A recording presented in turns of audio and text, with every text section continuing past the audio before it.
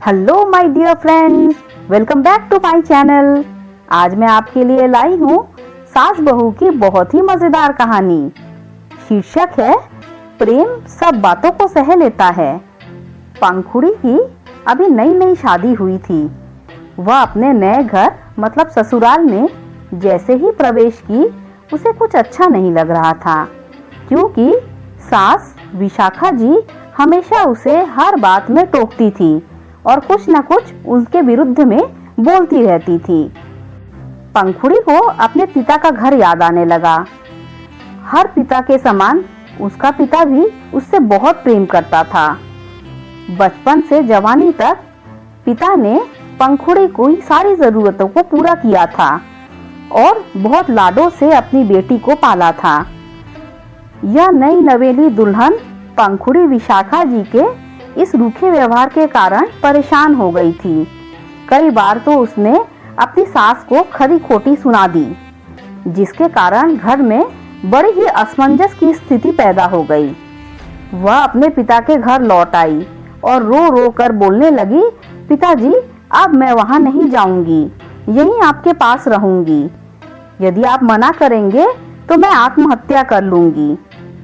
परंतु उसके पिता प्रकाश जी बहुत ही समझदार थे। प्रकाश जी ने पंखुड़ी को कहा, बेटी यदि मैं तुमसे एक बार जैसा कहूँ क्या तू करने को तैयार है? यदि तू उसके बाद भी कहेगी कि तू इस घर में मेरे साथ रहना चाहती है तो कोई बात नहीं। पंखुड़ी ने प्रकाश जी से कहा, कहिए, लेकिन यह याद रखना यह अंतिम बार होगा कि मैं उस घर में जाऊंगी। प्रकाश जी ने कहा, वहां जाकर जैसे ही तुम्हारी सास तुमसे कुछ बुरा भला कहने लगे तुम अपने मुंह में एक कुल्ला पानी भर लेना और तब तक मुंह में पानी भरे रहना जब तक सासू माँ बोलना ना बंद कर दे, और उसके बाद उस पानी के कुल्ले को नाली में थूक देना और फिर कुछ भी पलटकर मत बोलना। पंखुड़ी को कुछ समझ में नहीं आया, लेकिन वो तैयार हो गई। पंखुड़ी ने ससुराल जाकर ऐसा ही किया। जब भी सासू माँ कुछ बोलना शुरू करती वह तुरंत अपने मुंह में पानी भर लेती और बहुत देर तक पानी भरे रखती। धीरे धीरे कुछ ही दिन में सासू माँ का व्यवहार भी बहू के लिए नम्र हो गया।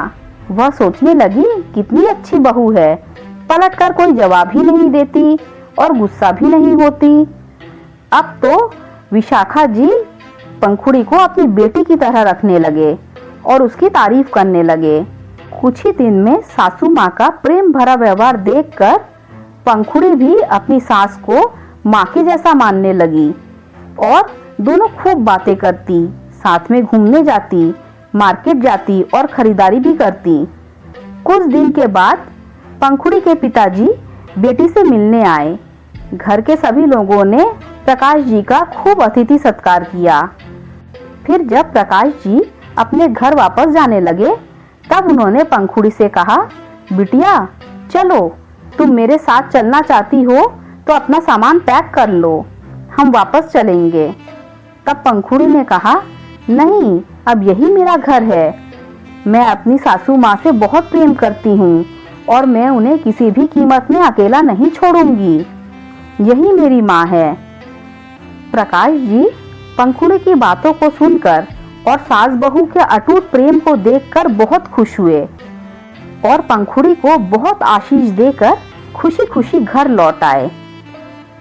दोस्तों, प्रेम सब बातों को सह लेता है।